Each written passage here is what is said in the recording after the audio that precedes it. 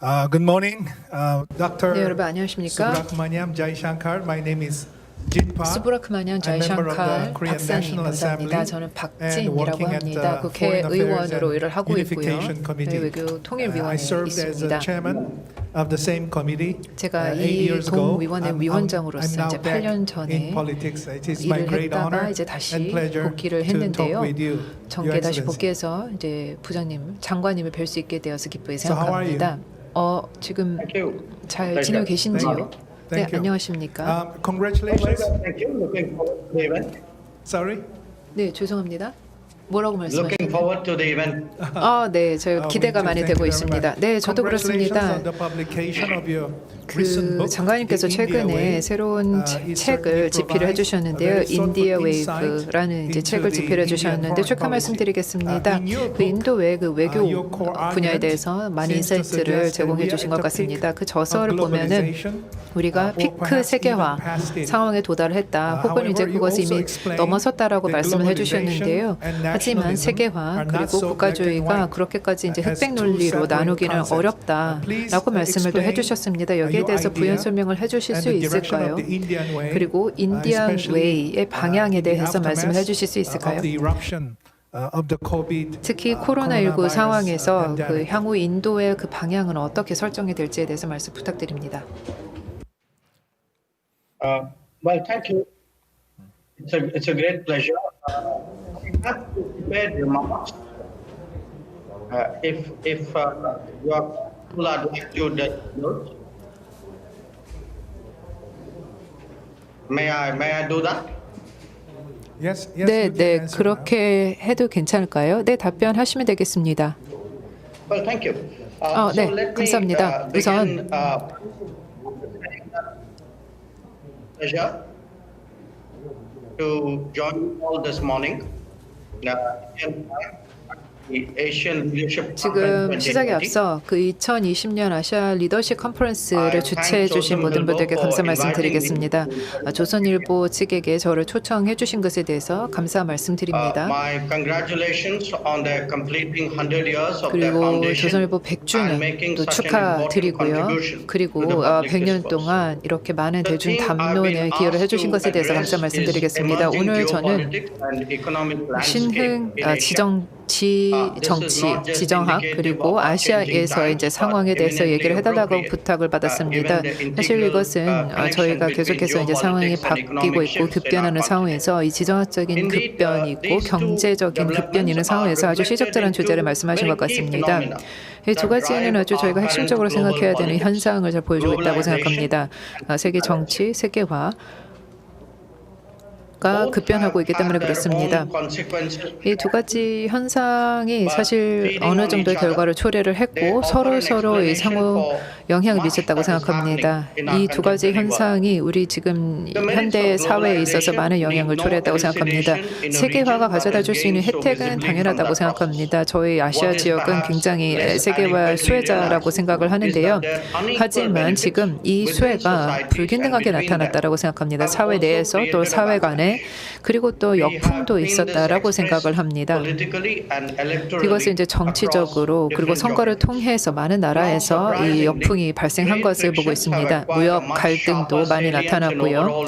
지금 전 세계적으로 국제 정치에 있어서 무역 갈등이 많이 초래가 됐고, 최근에 미국 그 대선을 통해서도 이 일자리를 우리가 가져오겠다, 다시 미국 본국으로 가지고 오겠다라는 것이 양쪽 그 후보의 공통된 이슈였습니다. 이런 전 세계의 다양성이 지적인 그리고 어떤 물적인 한 국가의 우위로 통해서 점해지지 않을 것이라고 생각합니다. 그렇다면 이것을 이제 배경으로 해서 이제 오늘날의 현대 정치에 대해서 말씀을 드리도록 하겠습니다. 다양한 관점이 있고 이해관계가 있는데요. 2차 세계대전 이후에 이제 그 재식민지화 노력들이 많이 있었고 있었고 그 이후에 이제 세계가 재균형을 잡게 되었습니다.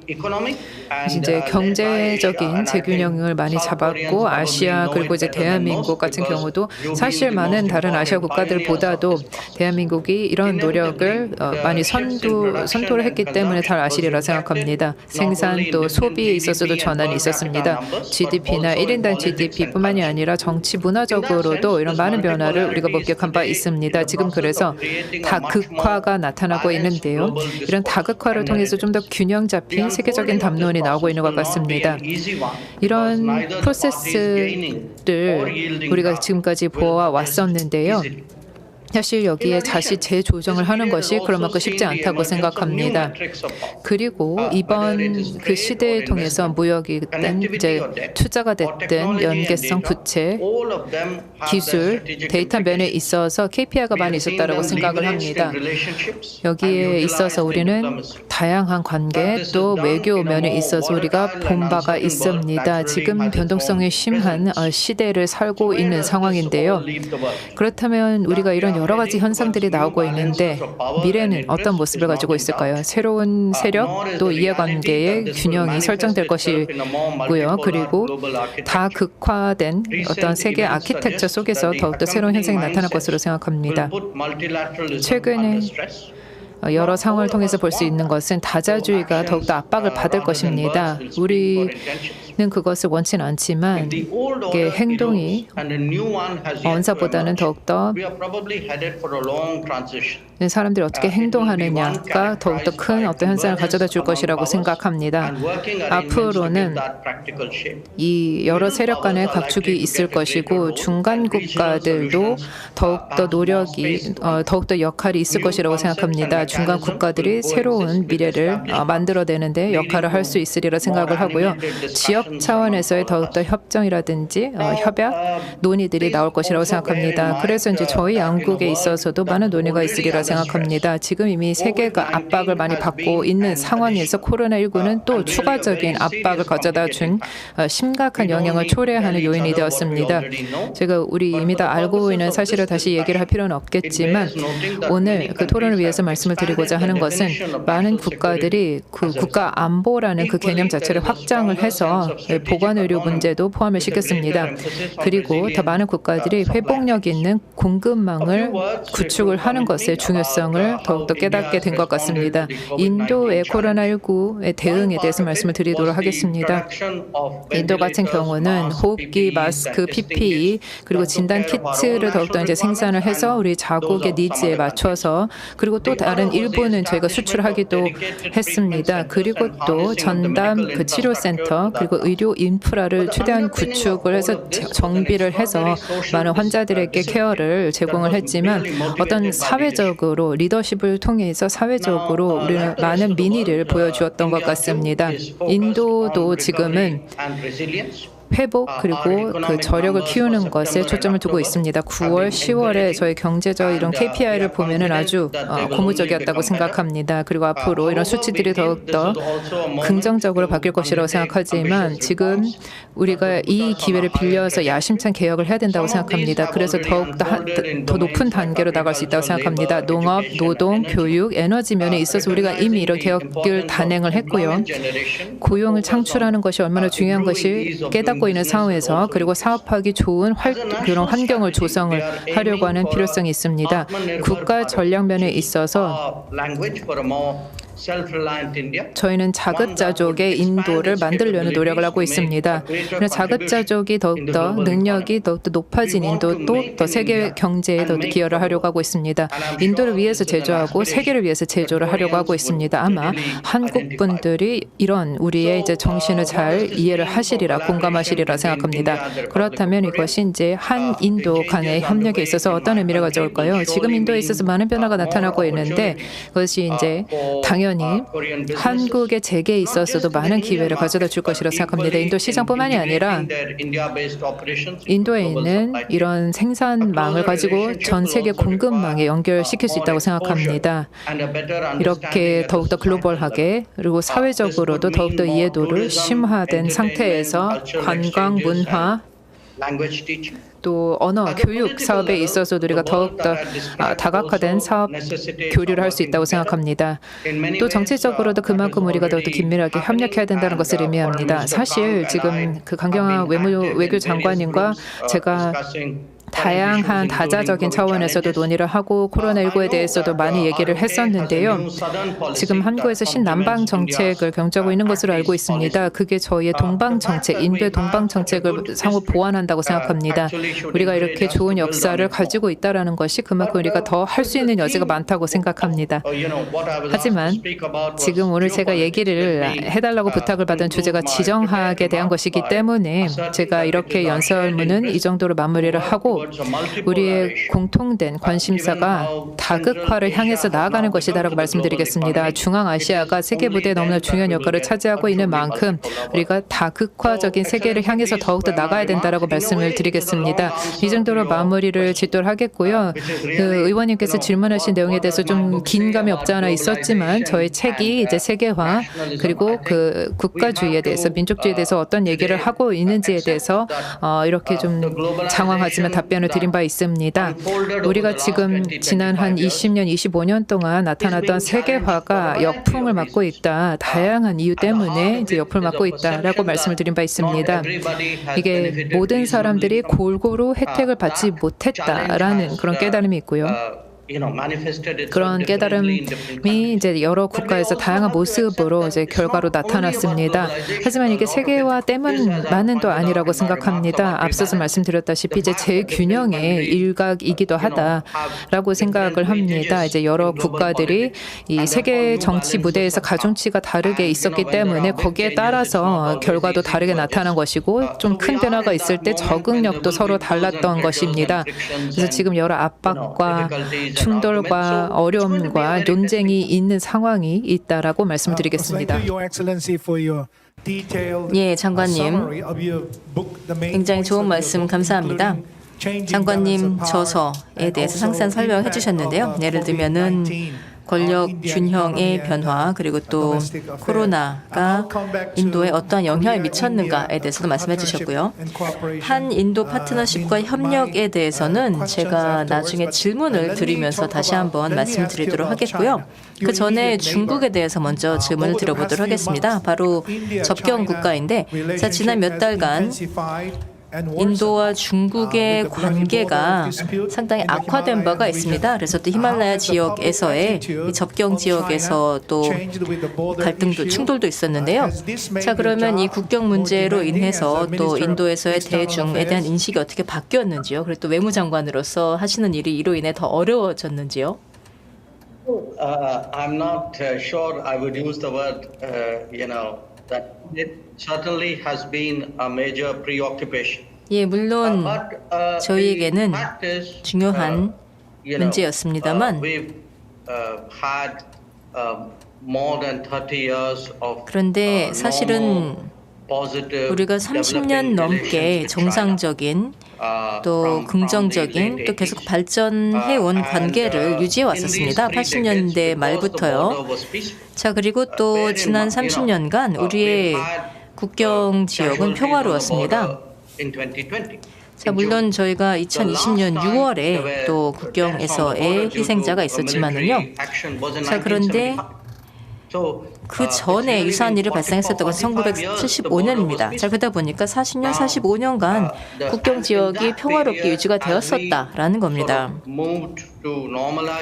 그래서 그 기간 동안에 우리가 또 중국과 수교를 하게 되었고요. 그러다 보니까 또 서로 간에 무역도 더 많이 하고 또 이동도 더 잦아졌습니다.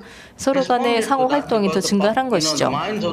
자, 그래서 또 대중들은 이에 대해서 반응을 한 겁니다. 우리의 대중들의 인식은 평화로운 국경입니다. 자, 그런데 만약에 국경 지역에서의 평화가 방해를 받는다라고 한다면 그럼 또 대중들의 생각도 바뀌게 되겠죠. 자, 그러면 또 이에 대해서 정부의 정책 대응뿐만이 아니라 또 인도 국민들도 굉장히 강경한 반응을 보이게 될 겁니다. 그래서 이러한 일이 실제 있었던 것도 사실이고요. 자, 저희가 지금까지 중국과 인도 사이에서 여러 차례 협약이 있었는데 이러한 협약 중에서 한 가지 중요한 것은 양측이 모두 이 국경 지역에 대규모 병력을 주둔시키지 않는다라는 그런 합의였었습니다. 자, 그런데 또 이유는 무엇인지 모르지만 올해는 중국에서 그렇게 하게 된 겁니다. 어떻게 보자면 이것이 바로 문제의 핵심이었다라고 할 수 있겠습니다. Let's now move on to US-China 자, 그러면 이제 relationship that has sunk to the 미중 lowest 관계에 level 대해서 in 한번 decades 질문을 드려보도록 and how it is 하겠습니다. significantly 지난 수십 년간 impacting the 최악의 world. In the midst of new 상황이라고 할 수 US-China 없겠고요. Cold 그래서 또 War, 전 세계적으로 India 상당히 is 영향을 making 미치고 있습니다. conscious 자, 새로운 efforts in balancing 미중 냉전 your country's national 사이 interests 상황에서 with international and 인도가 global responsibilities. 또 국내외 Dr. Jaishankar, you 책임을 have 다하기 위해서 또 균형 잡기 노력을 해오셨는데요. 자, 그러면 장관님께서는 38년 넘게 외교관으로 활동을 하시면서 또 중국 대사 그리고 또 미국 대사를 모두 역임하신 바 있습니다. 자, 그러면 지금 현재 인도가 당면한 가장 중요한 그리고 또 장기적인 그러한 도전 과제는 어떠한 것이 있다고 보시는지요? 지금 현재 이런 중미 관계가 악화된 상황에서요. 제가 앞서서 잠깐 말씀을 드리면서 언급을 하였는데요.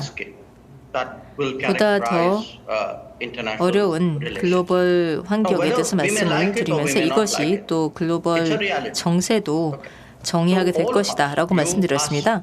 우리가 원하고 원하지 않건 이것은 엄연한 현실이다 라는 거죠. 자, 그래서 결국 우리 모두가 이러한 상황에서 계속 앞으로 나아가야 되는 겁니다. 자, 우리가 각자 이해가 있고 또 목표가 있고 목적이 있겠지만은요, 어쨌든 보다 더 복잡한 환경에서 이러한 이해나 목표를 지속적으로 추구해야 되는 상황이 왔다라는 것입니다. 자, 우리의 상황에서 본다면 또 수렴되는 부분들도 분명히 있고요. 그래서 수렴되는 부분에 있어서는 또 우리가 이렇게 이해가 서로 수렴되는 국가들하고 계속 협력을 해 나갈 것입니다. 제가 앞선 질문에서 중국에 대해 잠깐 언급도 하였는데요. 제가 중국에 대해서 말씀을 드리고자 했었던 것은 우리가 국경 지역에서 고요와 평화가 있었을 때는 그것은 우리의 관계가 굉장히 잘 발전이 되었을 때입니다. 인도에게 있어서 중국은 2대 경제 파트너입니다.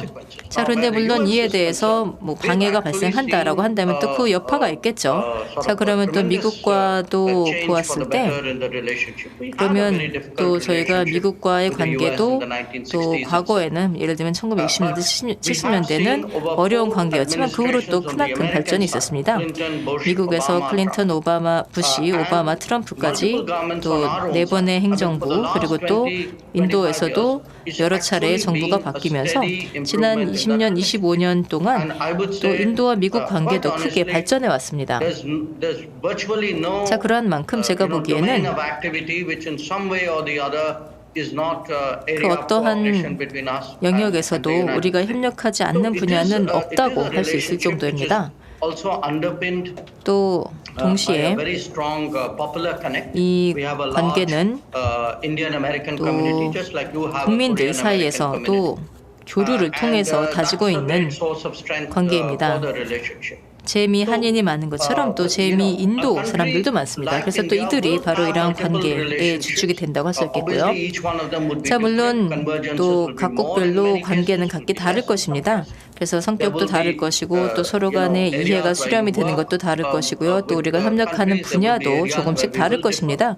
예를 들면 우리가 각국과 협력하는 분야도 다를 것이고 또 좀 이견이 있는 분야도 있겠지만요.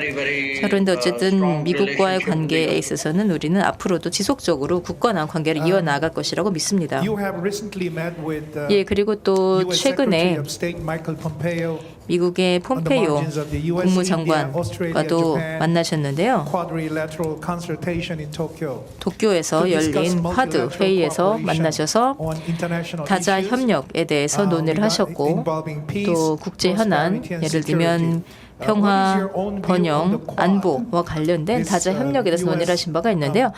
쿼드에 대해서 어떠한 인식을 가지고 계신지요?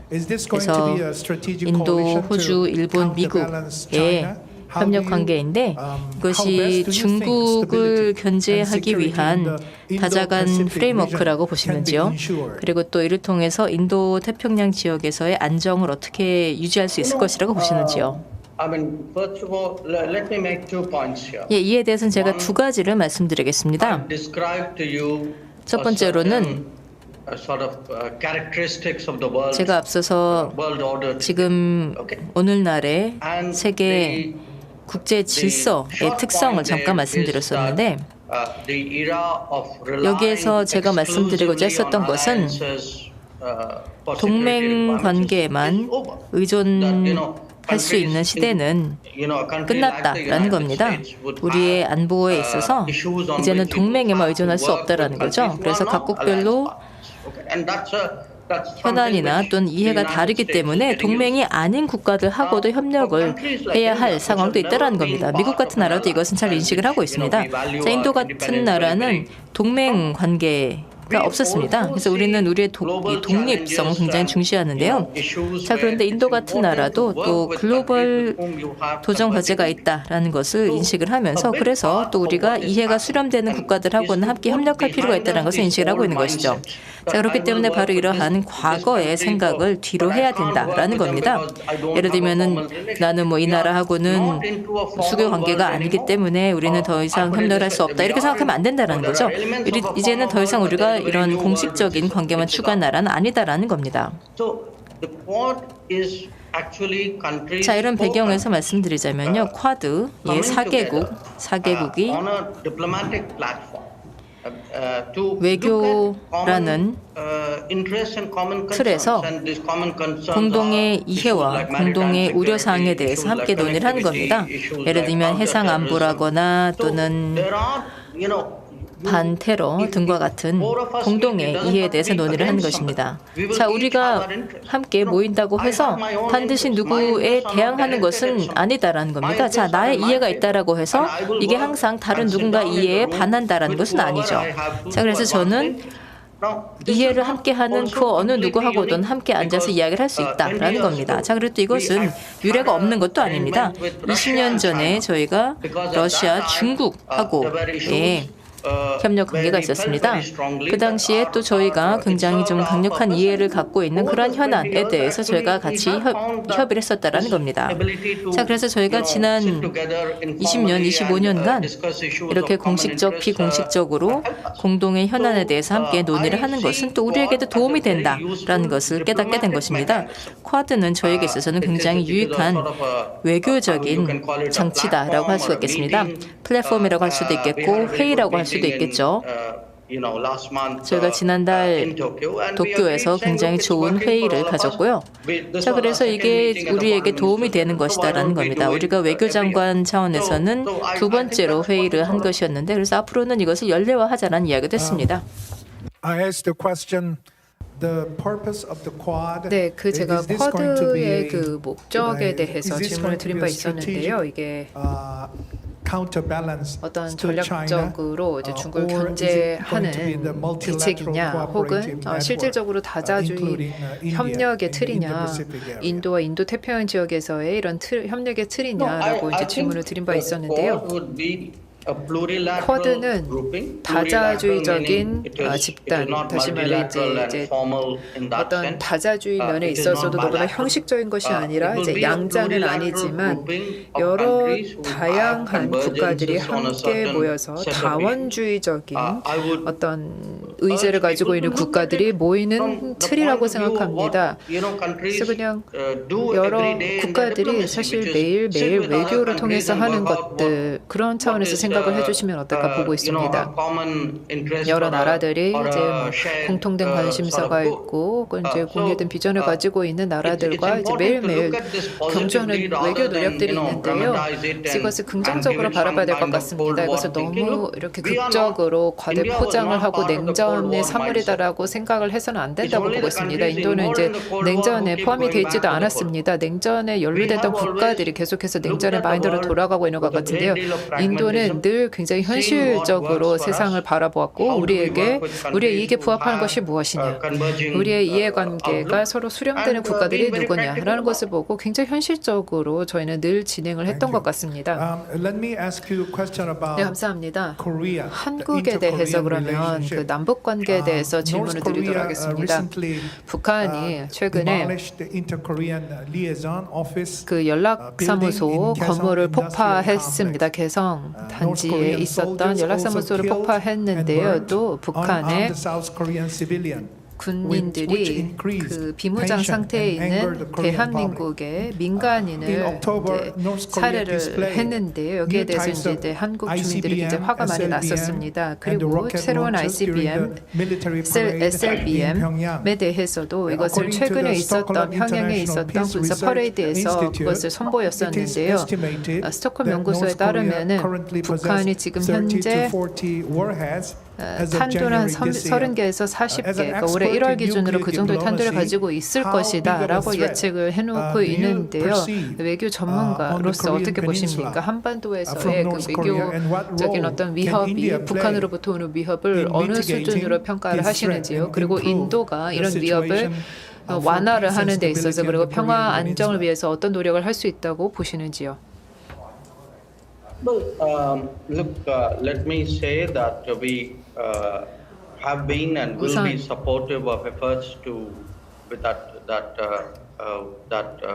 bring about peace and stability on the Korean Peninsula. 한반도에서의 평화 안정을 가져올 수 있는 모든 노력을 다 할 것입니다.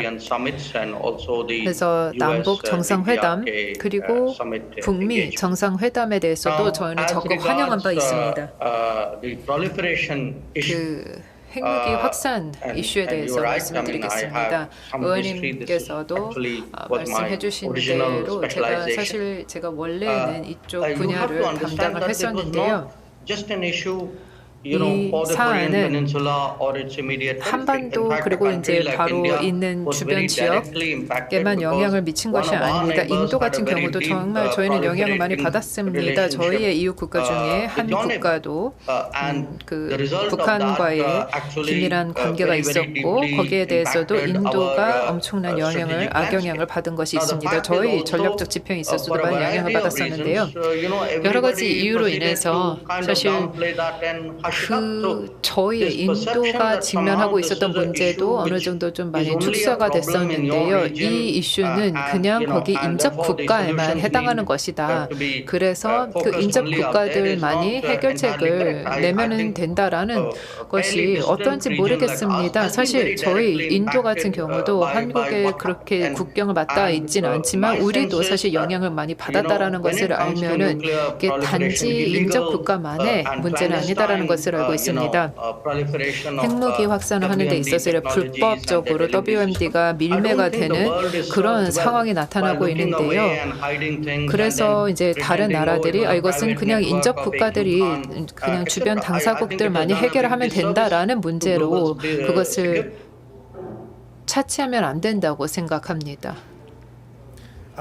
Let me go back to the point you mentioned about 앞서서 장관님께서 한국 인도 파트너십에 대해서 말씀해 주신 것에 대해서 얘기를 하도록 하겠습니다. 올해 9월에 모디 총리님과 저희 문재인 대통령님께서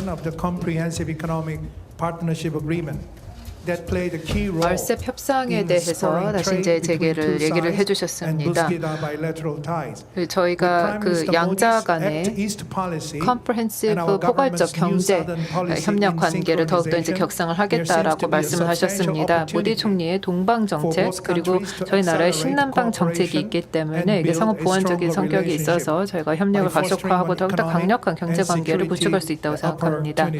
이 여러 이제 안보 면에 있어서 경제 면에 있어서 많은 노력을 할 수 있으리라 생각합니다. 향후 며칠 뒤에 한국은 그 RCEP 그 15개 국가들이 함께 포함된 한국, 일본, 중국, 아세안 국가들이 함께 협력하고 있는 RCEP에 서명을 할 것으로 알고 있습니다. 그래서 경제를 활성화하고 일자리를 더욱더 창출하겠다라고 이제 선언을 한 바 있는데요. 한국과 인도가 자유로운 강력한 무역을 계속 유지할 수 있도록 노력을 해야 되겠습니다. 세파가 가져다 준 혜택을 어떻게 평가하시는지요? 그리고 개선의 여지가 있는 부분은 무엇이 있다고 생각하시는지요? If you look at, let me first approach it 네, from 우선 India, Korea bilateral 인도 trade 한국 그 perspective, and then I'll 양자 say a few 무역 words 관계 about the 차원에서 regional 말씀을 issues. 드리도록 하겠습니다. 그 다음에 제가 영내 관계에 대해서도 말씀을 드리겠습니다. 양자 저희 세파에 대해서는 일단 저희가 지난 10년 동안에 보면은 한 인도 무역량이 2배 증가했습니다. 오늘날 저희 양자 무역은 200억 달러 수준입니다. 하지만 지금 솔직히 말씀을 드리자면 인도의 재계분들한테 질문을 해보시면요. 혹은 이제 정부 쪽 인사분들에게 질문하시면 저희는 이게 서로 양국의 시장 접근이 상호 호혜적이지 않았다라는 그런 평가를 하는 분들도 계십니다. 이게 이제 광범위하게 생각을 하면은 저희가 인도가 더욱더 개방된 경제 상태였고 한국은 그 정도에 상응하는 경제 개방 규모를 보여주지 않았다라고 평가를 하는 분들이 계십니다. 인도에서 사업을 하고 있는 굉장히 많은 한국의 기업들이 있습니다. 대기업도 있고 그리고 아주 중요한 부문에서 역할을 하고 있는 기업들이 많이 있는데요. 근데 저희가 이제 가지고 있는 우려는 실제로 그분들이 현지화 노력을 어느 정도 하고 있는가라는 우려가 있습니다. 지금 인도는 거대한 시장이고 이 거대한 시장에 진입을 했고 접근성이 있는데 인도 시장은 또 계속해서 커지고 있습니다. 하지만 이 시장 주도의 이유로 인해서 그런 이유가 혹은 아닐 수도 있겠지만 여러 다른 이유로 인해서 이제 현지화를 하는 것이 아니라 계속해서 다른 나라로 우회를 한다거나 한국으로부터 소싱을 하는 것이 아닌가 조달하는 것이 아닌가 이런 생각을 하고 있습니다. 물론 무역 규모 자체는 2배가량 신장을 했다라고 말씀을 드렸지만 하지만 서로 상응하는 개방의 규모가 아니다라는 그런 우려가 있기 때문에 자유무역에 대해서도 어느 정도 걱정을 하는 분들이 계십니다. 지금 저희가 이제 무역 당국과 장관님들 간에서 이제 여러 가지 얘기를 하고 있고 이게 지금 보고가 되는 것을 알고 있는데요. 이 보고 이 검토가 되는 것 자체도 너무 과정이 오래 걸리고 있다라고 이제 걱정을 하시는 분들이 계십니다. 이 저희 양자 그 무역에 대해서 검토가 좀 더 빨리 돼서 우리가 상호 호혜적인 상호 보완적인 해결책이 빨리 나왔으면 좋겠다 희망하는 분들이 계십니다. 한국의 재계 또 한국 정부가 인도에서의 사업을 하는 것을 단기적인 전망으로 바라보지 않았으면 합니다. 물론 저도 사실 이해가 됩니다. 저도 제가 이제 정계에 이제 들어오기 전에는 원래 저도 이제 재계에 있었기 때문에 당연히 사업을 하는 데 있어서는 우리가 여러 가지를 무엇을 고려해야 되는지 잘 알고 있습니다. 하지만 우리가 비즈니스적인 어떤 계산을 하고 수익성을 계산하고 할 때도 전략적으로 생각을 해야 됩니다. 지금 인도가 5대 6대 경제 대국이고요. 이 명목 GDP 면에 있어서도 그렇게 경제 대국이고 언젠가 가까운 미래에 3대 경제 대국이 될 것으로 지금 내다보여지고 있습니다. 이 인도와 한국 간의 상호 보완적인 성격이 굉장히 강한데 그런 것을 감안을 해서 더욱더 전략적인 장기적인 관점으로 경제 활동을 서로 우리가 양자적으로 하면 좋을 것 같습니다. 양쪽에서 그런 신뢰를 보여준다면 더욱더 저희가 단계를 격상할 수 있다고 생각합니다. 영내 경제 협력에 대해서 대해서도 말씀을 드리겠습니다. 그 RCEP 얘기를 해주셨는데요. 저희도 이제 협상에 참여를 했었고, 물론 저희도 일부 우려사항이 있었고, 하지만 저의 우려사항이 충분히 반영되지는 않았던 것 같긴 합니다. 솔직히 말씀드리자면요. 저희가 계속해서 이제 꼬집어서 얘기를 했었는데요. 하지만 나중에 이제 결정을 내려야 하는 순간이 왔고, 그리고 저희가 한번 검토를 했습니다. RCEP의 구조를 보면은 우리의 이익을 크게 부합하지 않는다라고 생각을 했습니다. 사실상 그 RCEP에 참가하는 국가들을 보시면요. 지난 한 20년 동안 이들 해당 국가들과 저희는 무역의 불균형이 굉장히 높았습니다. 무역 적자가 엄청나게 발생했다는 것이죠. 그래서 우리 인도 입장에서 RCEP에 들어가게 된다면 무역 적자, 무역 불균형 문제가 더욱더 어려워질 것이라고 생각합니다. 예, 감사합니다. 자, 그러면 인베스트 인디아 관계하여서 또 한국이 더 큰 역할을 하고 있습니다. 예를 들면 노블리스, 타타, 마힌드라 같은 기업들과 협력을 하면서요. 자, 또 동시에 삼성, LG, 기아, 포스코, 현대 등과 같은 대기업들도 또 인도에 대한 진출이 활발해졌습니다. 이것이 뉴델리에서의 코리아 플러스 등과 같은 구상 덕분인데요. 이는 또 인도의 이 산업부에서 진행하고 계신 겁니다. 자, 그리고 또 이제 코로나로 인해서 또 대중 경제 의존도에 대해서 다시 한번 돌아보게 되면서, 자, 그리고 또 인도의 아트마니 바랏 이런 경우에는 바로 또 자급자족 메시지를 말하고 있는 것인데, 자, 그래서 양국 간의 인식이 유사한 상황에서, 자, 그렇다면 앞으로 우리가 좀 더 이 자유무역과 관련하여 협력을 더 강화해야 한다고 봅니다. 자, 그러면 앞으로 10년 동안 또 한인도의 협력 방향이 어디로 향할 것이라고 보시는지요? 그리고 또 특히나 미국에서 또 바이든 대선인이 당선이 되면서요. 예, 저는 한인도 경제 협력에 대해서는 상당히 낙관을 하고 있습니다. 그 이유를 말씀드리겠는데요. 자, 지금 지금 현재 모디 총리의 정부에서 보았을 때 우리의 경제 성과를 보면 저희는 지금 현재 또 대대적인 정책 변화를 꾀하고 있는 상황입니다. 그래도 이러한 정책 변화를 통해서 인도에서 보다 더 강력하고 또 심도 있는 역량을 만들어내고자 하는 것인데요. 자, 그렇게 하려면 무역 정책만 가지고 또는 투자 정책만 가지고 가능한 것이 아닙니다. 그보다는 더 광범위한 정책 변화를 통해서 가능한 것이다라고 할 수가 있겠습니다. 자, 그러면 이와 관련해서 저는 두 가지 정도의 인도에서의 현상을 말씀드리도록 하겠는데요. 일단 첫 번째로는 뭐 다양한 캠페인이나 또는 프로그램들이 있는데, 이것은 인도의 삶의 질을 개선하고 스킬을 개선하고 또 창업을 활성화하고 또 제조를 더 강화하고자 하는 그러한 노력입니다. 어떻게 보자면 이것은 사회 경제적인 캠페인이다라고 할 수가 있겠는데요. 벌써 6년째 지속되고 있습니다. 그리고 그 결과를 벌써 볼 수 있습니다. 이러한 결과는 특히나 관련된 수치를 보면 드러나고 있고요.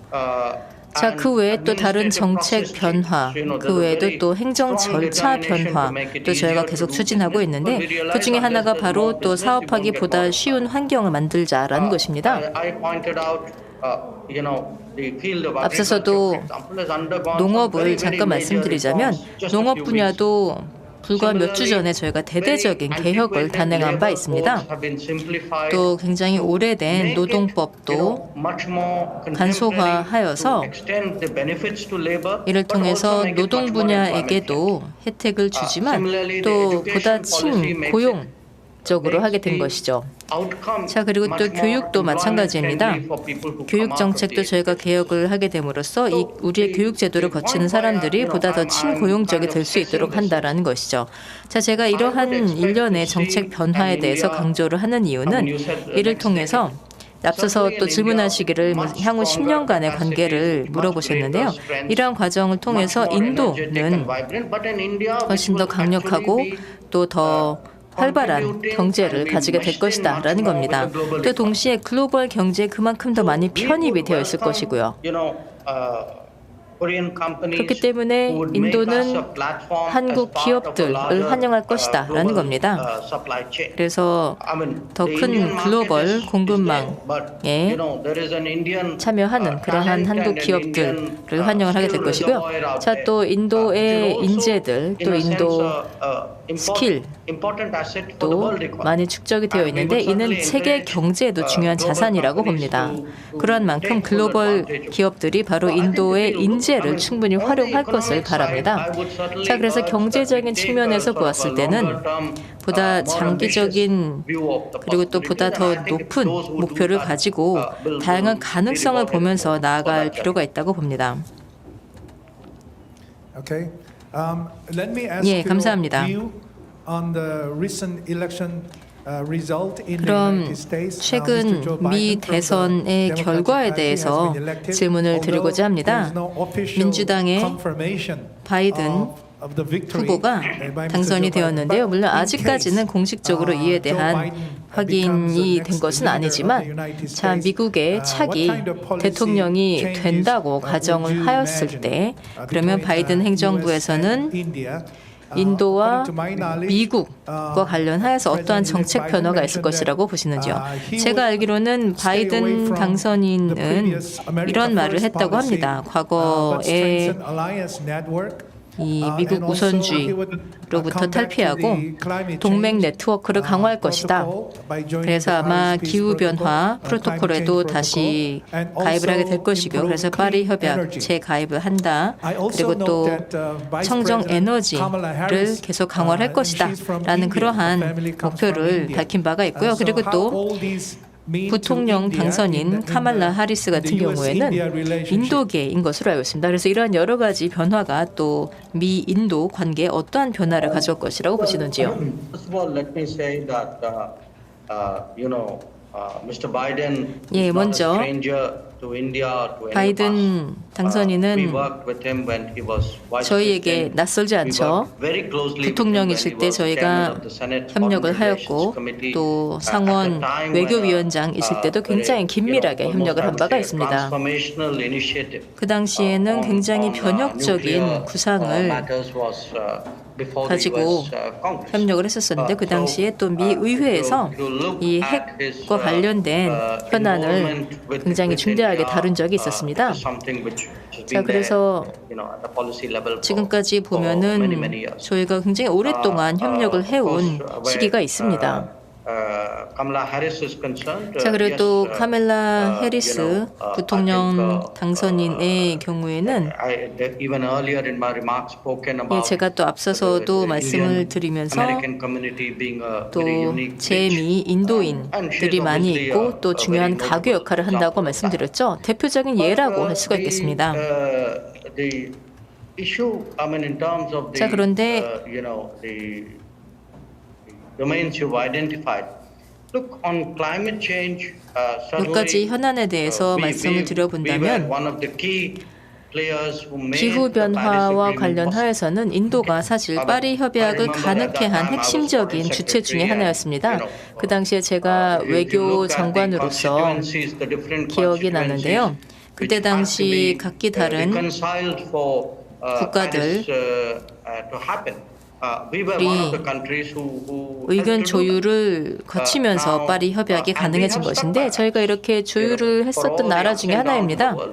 자, 그래서 저희가 또 그 당시에 뭐 여러 가지 어려움도 있었지만 그런데 저희가 보았을 때는 결국은 세계를 위해서 좋은 것이 우리에게도 좋은 것이다 라는 생각으로 여기에 임했었던 겁니다. 우리가 보기에는 기후변화라는 것은 우리에게 있어서는 존재론적인 문제이고 그래서 또 이 파리 협약에 약속한 국가들은 또 이를 분명 달성해야 한다고 생각합니다. 그래서 저희는 태양열에 대해서도 계속 추진해 나가고 있고요. 그래서 저희는 조만간 또 국제 태양열 동맹도 출범을 할 것인데요. 그렇게 함으로써 또 전 세계적으로 태양열의 이용을 더 확산해 나아갈 예정입니다. 자, 그리고 또 기후 변화나 청정 에너지와 관련하여서는 very comfortable with the positions that we understand Mr. Biden has. 바이든 당선인이 갖고 있는 것으로 알고 있는 입장에 대해서 저희도 굉장히 익숙하고 또 편하게 생각을 할 것입니다.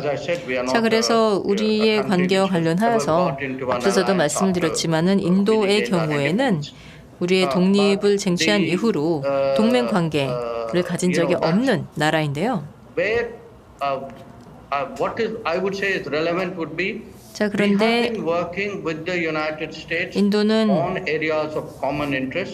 공동의 이해 분야에서는 미국과 지속적으로 협력을 해왔고요. 앞서서도 이미 말씀드렸고, 그리고 또 앞으로도 그러지 않을 이유는 없습니다. 또 이에 대해서는 항상 저희가 초당파적인 그러한 지지도 있었고요. 지금까지 여러 행정부를 거치면서요. 자, 그래서 인도에게 있어서 대미 관계를 보았을 때는 제가 보기에는 지금까지의 관계가 이어질 것이다 라고 생각하고, 그리고 또 오히려 우리의 이해가 수렴이 되면서 오히려 더 우리의 관계가 더 격상될 것이라고 봅니다. 그래서 우리의 관계는 계속 더 격상될 것이라고 생각을 합니다. 예, 감사합니다, 장관님. 굉장히 통찰력 있는 생각을 공유해 주셔서 감사드립니다. 자, 그러면 이제 한국 청중분들께 메시지를 혹시 전달해 주실 수 있을까요? Well, I only. I mean, let me begin actually by. 예, 그러면 먼저 reiterating what I said at my prepared 앞서서 remarks, which is 드린 I'm 말씀을 truly 다시 pleased to be 반복을 part of 하겠습니다. this, conference and I mean, the Times 본 컨퍼런스에 참여를 하게 되어서 큰 영광으로 생각합니다. 물론 지금 상황에서 우리가 온라인으로 할 수밖에 없지만요. 인도, 한국은 굉장히 강력한 시너지를 가지고 있고 또 상호 보완성을 가지고 있으며 또 굉장히 좋은 정치적인 역사를 가지고 있습니다. 또 기업 협력도 점차 더 강화되고 있고요. 그래서 앞으로는 보다 사회적인 교류가 더 이루어질 수 있기를 바랍니다. 아마 아시겠지만 또 다른 나라에서도 그렇듯이 인도에서도 한국 드라마, 한국 영화 굉장히 많이 보고 있습니다. 그래서 젊은 층은 이를 통해서 한국에 대해서 알게 되는 것이죠. 아시아에서 굉장히 중요한 두 나라이기 때문에 또 우리가 공통으로 갖고 있는 것도 굉장히 많다고 생각합니다. 한국은 근대화, 현대화된 국가 중의 하나로서 또 그러한 과정에서도 또 전통적인 가치를 잃지 않았고요. 그래서 아시아에게 있어서는 굉장히 좋은 모범이 된다고 생각합니다. 저는 우리 양국 관계에 대해서 굉장히 긍정적으로 보고 있으며 또 전 세계의 동료들을 보면은요. 또 강경화 장관님의 경우도 저희에겐 굉장히 또 긴밀한 동료라는 그러한 느낌을 주셨습니다. 그래서 우리가 굉장히 좋은 관계를 계속 유지해 나가고 있다고 봅니다. 예, 감사합니다. 한국과 인도가 오랜 우애의 역사를 가지고 있고요. 또 굉장히 오랜 세월 동안 교류 관계를 가지고 있습니다. 특히나 지난 10년간 한 인도 관계가 우리의 대화와 세미나, 컨퍼런스를 통해서 더 밀접해졌다고 생각합니다. 또 그 외에도 포괄적 경제 동반자 협약을 통해서요. 자, 그리고 사실 저는 개인적으로 발리우드 영화 팬입니다. 한국과 인도가 양국의 문화적인 또 상호 이해를 더 도모할 필요가 있다고 생각합니다. 특히나 젊은 층 사이에서 예를 들면 한국의 젊은 층들에게 있어서도 인도가 어떤 나라인지, 그리고 또 한 인도 파트너십을 통해서 우리가 미래에 어떠한 기회를 맞이할 수 있는지에 대해서 점차 더 인식을 높여가야 한다고 생각합니다. 그러한 만큼 한국의 많은 분들에게도 굉장히 중요한 컨퍼런스라고 봅니다. 이 자리를 빌어서 인도의 환경 변화, 또 글로벌 환경의 변화, 그리고 또 이런 상황에서 한 인도의 협력의 방향성에 대해서 생각해 볼 수 있는 굉장히 좋은 기회였다고 생각합니다. 제가 한 가지만 첨언하도록 하겠습니다. 지금 의원님께서 말씀하시는 것에 저도 적극 동의를 하지만 또 중요하다고 생각하는 것은 이 젊은 한국 청년들이 우리 역사를 잘 알아야 된다고 생각합니다. 저희 인도가 한국 전쟁 당시에 최초로 이제 의료 지원을 했던 국가 중에 하나였습니다. 저희는 그 평화가 얼마나 중요한지를 잘 알고 있고, 왜냐하면 사실 저희가 그 양자 관계가 어떻게 설정되는지를 보기 위해서는 이제 역사를 잘 살펴보는 것도 굉장히 중요하다고 생각합니다. 그렇게 우리가 양자 차원에서 얼마나 중요한 긍정적인 역사가 있었는지를 잘 확인을 하고 그리고 거기에 근거를 둔 야심찬 비전을 설정해야 된다고 생각합니다.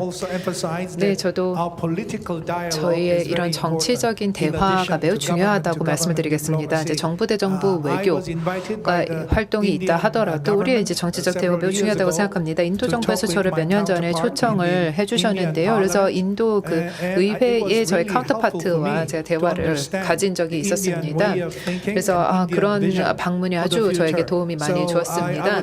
인도의 그 비전이 무엇인지, 인도가 어떤 사고방식을 가지고 있는지에 대해서 알 수 있었기 때문에 곧 그 의회에 초청을 받아서 좀 갔으면 하는 바람이 있고요. 또 장관님도 직접 뵐 수 있게 된다면 너무나 큰 영광이겠습니다. 물론 언제든지 방문을 해주시면 감사하겠습니다. 네, 장관님 대단히 감사합니다.